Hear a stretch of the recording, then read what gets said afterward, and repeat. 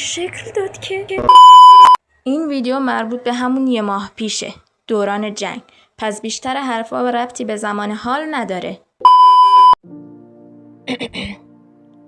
ببینید ما کلی سایت و اپلیکیشن داریم که باهاشون بتونیم فیلم تماشا کنیم، از یوتیوب گرفته تا نتفلیکس.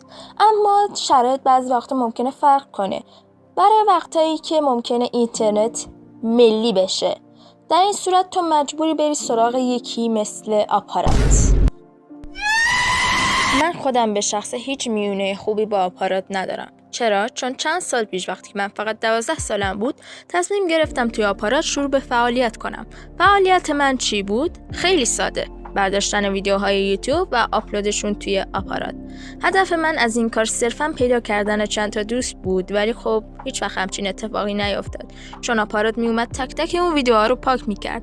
میزان بند شدن چنلم و پاک شدن ویدیوهام توی آپارات میشه گفت حسابش از دستم در رفته و این اتفاق چندین بار میافتاد و چنل من هر بار به خاطر چند تا ویدیو پاک میشد و این اتفاق خیلی افتاده. هی برمیگشت میرفت تا اینکه من دیگه اینجا نمیمونم، میرم و دیگه هم بر نمیگردم. بای بای.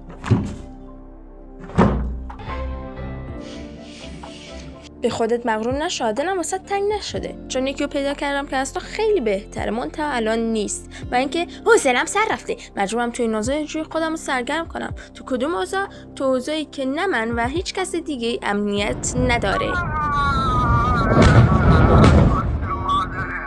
آپارات قوانین خیلی مزخرفی داره و مطمئنم بیشترتون اگه مجبور باشین میرین سراغش. و واسه کسایی که طرفدار فیلم و سریال و انیمن، خب آپارات جهنم واقعیه. مطمئنم هیچ کدومتون دلتون نمیخواد که انیمه یا فیلمی رو ببینید که تمام بدن دختره با یه مش ادیت و فتوشاپ سیاه پوشیده شده یا روی صورتش اونقدر زوم کردن که اون خط سینه‌اش معلوم نشه. و البته کسایی هم که طرفدار گیم هستن، شما خوششانسین، چون آپارات پر از انواع و اقسام گیمره. البته این کاری که 80% آپاراتی‌ها انجام میدن، گیم میزنن. بیخیال.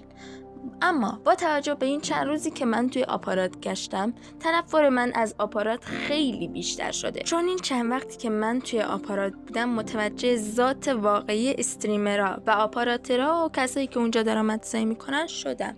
چون هممون میدونیم که این چند ماه چه اتفاقاتی افتاده. این از اون 40 روز و این از این جنگی که هنوز ادامه داره و من دارم تو این وضعیت این ویدیو رو ضبط کنم و اصلا معلوم نیست آینده ایران چه اتفاقی میاد. اصلا بیخیال. مشکلم اینه که آپاراتی حتی کوچکترین اهمیتی به شرایط ایران نمیدن و همچنان به فعالیتشون ادامه میدن. در این شرایط من مجبورم برچسب پولکی بودن رو روی اینجور افراد بذارم. البته به من ربطی نداره ها، یارو شغلشه، درآمدشه، پولشو میگیری نوش جونت، به من ربطی نداره. فقط یه سوال خیلی خیلی ریز دارم، اینکه شما چرا استراحت نمی‌کنید؟ اینا رو میبینید؟ این همون بازی زمانی که آپاراترها اومدن توش ویدیو آپلود کردن. برای مثال طرف اومده یه ویدیو آپلود کرده مال یه روز پیشه، بعد میبینی یه ویدیو دیگه آپلود کرده مال 18 ساعت پیشه، بعد اون 18 ساعت یه ویدیو دیگه آپلود میشه که میبینی مال 3 ساعت پیشه. ولی من واقعا درک نمیکنم اینا استراحت نمیکنن یا چیز دیگه ای؟ تمام وقتشون اینو پای مانیتورن. نمیدونم اینا نمیخوابین شما؟ هرچند من الگوریتم آپارات رو برای درآمدزایی نمیدونم، ولی فکر کنم لازمه این چند تا ویدیو آپلود بشه تا بتونن اون مقدار پولی که لازمه رو بگیرن. هرچند همین چند دقیقه پیش گفتم من نه اصلا به من ربطی نداره. واسه چی به من ربطی نداره؟ چون اینا فالوورای زیادی دارن و بازدید ویدیوهاشون هم تقریبا خوبه. پس من نمیتونم قضاوت کنم در حالی که اینا تماشاچی‌های مخصوص خودشونو دارن. تماشاچی‌های مخصوص خودشون. سلام دوستان، چطورید؟ اومدیم با اینو دیس کنیم. خب یک دونه اینو دیس کنیم. خب حالا پستاشم یه چند تاشو ببینیم. اینترنتت هم خورده ضعیفه عزیزم. دختره اومد گفت من فنم.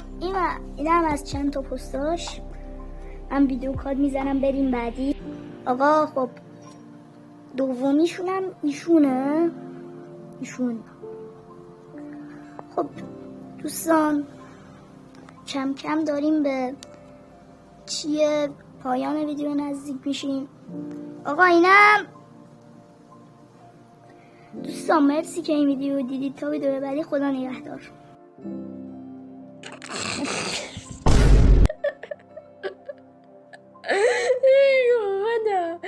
گوش کن ای کودک 10 ساله، زمانی که تو با یک نفر مشکل داری میخوای اونو به هر شکل که شده بکوبی، حالا از راه تمسخر یا انتقاد یا حتی فحش. به این میگن دیس کردن. تو کامل موضوع اشتباه گرفتی. من این ویدیو رو نذاشتم که این بچه رو مسخره کنم، چون به هر حال اسمش روشه، بچه است.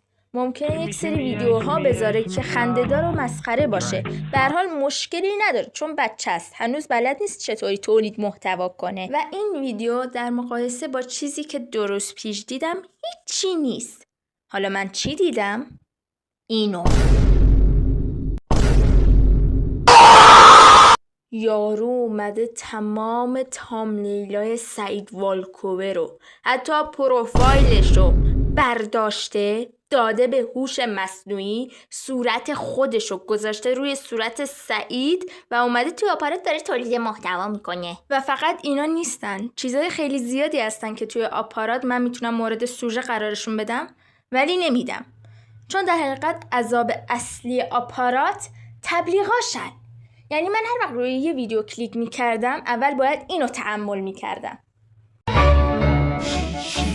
شیرالات کسرا، شیرالات کسرا. در کل من توی آپارات گیر کرده بودم و کلیدش هم دست خودم بود، چون ترجیح میدادم از بین این همه پلتفرم زیبا و خفن توسط آپارات شکنجه بشم، نه بقیه پلتفرما. و از اینجا به بعد من اونقدر بهم فشار اومده بود که میرفتم کانال مورد علاقم توی آپارات پیدا میکردم، استاکشون میکردم و سعی میکردم شماره هاشون رو پیدا کنم و با شماره هاشون